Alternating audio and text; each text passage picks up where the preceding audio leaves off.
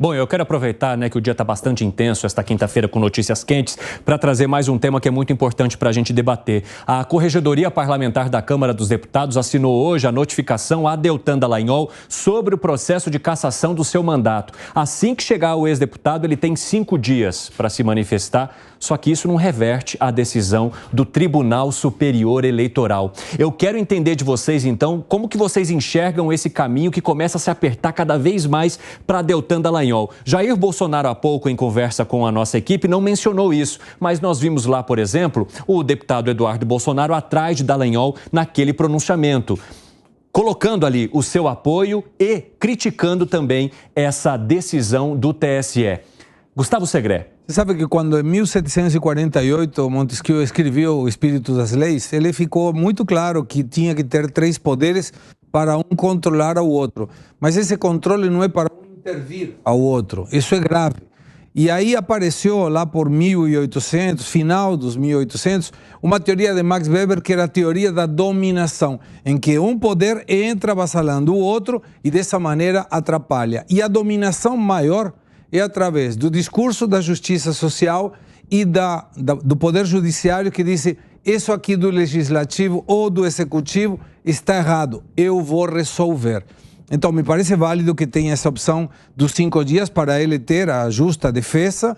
Não enxergo que isso vai ser modificado e me parece que é uma questão a pensar, sobretudo porque foi uma interpretação expansiva da lei. A lei não mencionava que se nesse momento ele não tinha nenhum PAC, ele poderia evitar ser candidato. Não tinha nada contra ele nesse momento. Ele podia, perante a justiça, ser candidato. Hoje eu conversei com um advogado criminalista que inclusive participou e defendeu investigados da Lava Jato. Ele me disse que durante a operação sempre considerou Deltan Dallagnol um metido a messiânico, ao herói da pátria, e que na verdade tudo que ele fazia era combinar com o juiz. E mesmo assim, com essas considerações e ressalvas, ele entende que houve ali uma justiça futura, um julgamento em cima de algo que poderia acontecer e que dificilmente também essa situação possa ser revertida no Supremo Tribunal Federal. Você enxerga Deltan Dallagnol saindo enfraquecido dessa história ou, como está escrito ali na nossa tarja, um mártir do combate à corrupção? Alan Gani? Eu acho que quem sai enfraquecido dessa história é a democracia brasileira. Por quê? Já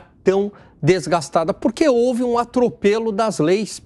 Veja, não havia nenhum PAD aberto, e isso é muito claro, contra o Deltan.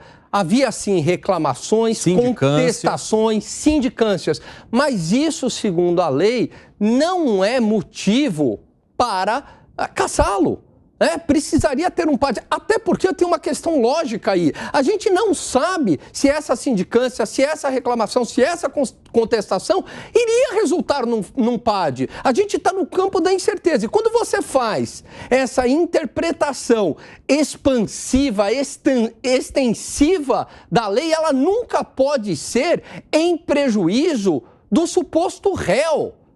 Você não pode fazer isso, você tem que fazer isso, no caso, seria para beneficiar o réu, nunca em caso em prejuízo. Então, para que ter leis se existe ali uma decisão autocrática de poderes da justiça invalidando as leis? E isso tem ocorrido muito no Brasil, Evandro. Quer dizer, o poder judiciário sem lei, ele é um poder absoluto, ele é um poder autoritário por excelência. Imagina um juiz julgando uma pessoa sem ter uma lei, seria um julgamento arbitrário. A lei existe para isso. Só que hoje, mesmo a lei existindo, a lei não está sendo respeitada. Virou um poeminha ali, e o poeta interpreta do jeito que ele quiser. Embora não tenha havido ilegalidade, você acredita que houve arbitrariedade nesse julgamento, Fábio Piperno? Olha, eu acho que, primeiro, que ele foi condenado por unanimidade, né? Sim. Inclusive por 3 ministros nomeados lá pelo Bolsonaro. Isso não quer dizer nada. Segundo, que isso quer dizer muita coisa. Não, porque pode ter um espírito de corpo. Opa, desde quando o Nunes Marques, ele adere ao espírito de corpo, por exemplo, o Bolsonaro em algum... Mas você nega que o STF passou a ter um espírito de corpo, assim como o TSE, principalmente com os ataques, com as falas mais incisivas de Jair Bolsonaro contra esses ministros, Piperno? Eu diria para você que os 2 ministros, especialmente, que o Bolsonaro nomeou pro STF, eles são sempre, por exemplo, os 2 votos em favor da turma do 8 de janeiro.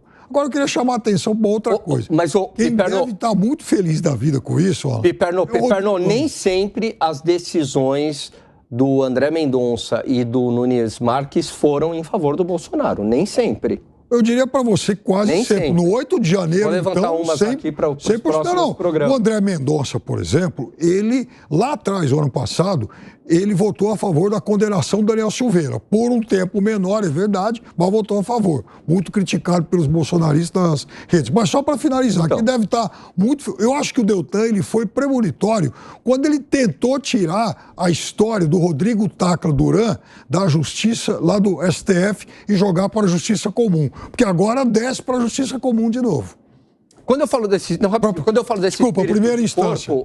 O relator puxou também o voto, né? Porque aí todo mundo não vai querer ficar contra o relator. Você acha que houve um corporativismo? Acho que teve um corporativismo, mas eles ficam tem outra contra o coisa, Alexandre né? Moraes. A coisa está tão contaminada, né? A ideologia está tão presente aí em instituições que mesmo que você escolha alguém de suposta confiança sua, enfim, vai vir ali alguém com um voto ideológico, né? Segré.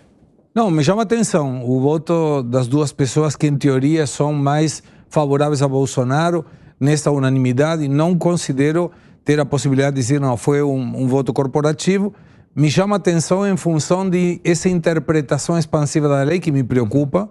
Mas, de qualquer maneira, eu acho que Deltan Dallagnol tem que ir até o final para defender a sua posição. Mas você acredita que no STF ele consiga reverter algo? Porque a análise que se tem, inclusive de muitos com quem eu conversei, é que no STF sim é que o corporativismo é grande. Aí, para mim, vai ser pior ainda. Não vai ser de 7. Já pode ser considerado praticamente um ex-deputado federal. Sim, sim. Agora, Fábio Piperno, eu quero entender de você, se você enxerga também essa questão de uma justiça futurista, uma justiça que julgou algo baseado em fatos que ainda não tinham acontecido. Não, porque aí que está o negócio. Há quem defenda que, por conta da não instalação dos PADs, ele, de fato, ele acabou sendo punido por algo futuro, mas também há quem entenda que, como havia 15 procedimentos abertos e ele renuncia antes, esses procedimentos não tiveram oportunidade de evoluir. Mesmo com procedimentos que ainda não tinham sido colocados em prática. 15, quer dizer, a partir do momento da renúncia dele, os 15 procedimentos foram automaticamente anulados. Agora, embora Moro não tenha deixado o poder, né, com algum tipo de procedimento contra ele em andamento, há outros processos também que serão julgados pelo Tribunal Superior Eleitoral. Seria um aviso ao caçar Dallagnol de que Moro poderia ser o próximo, no teu ponto de vista, Gani? Eu acho que sim, eu acho que abriu uma brecha jurídica, uma brecha política muito perigosa, uma insegurança institucional muito grave. Veja, a gente está falando de um deputado federal que foi eleito com quase 350 mil votos, foi cassado num argumento muito, mas muito frágil, para dizer o mínimo. Imagine se as pessoas agora, elas forem condenadas por exercícios futuros, né? Então, a gente bota uma bola de cristal aqui e fala, olha, você será condenado por algo que vai acontecer com você, que você irá fazer.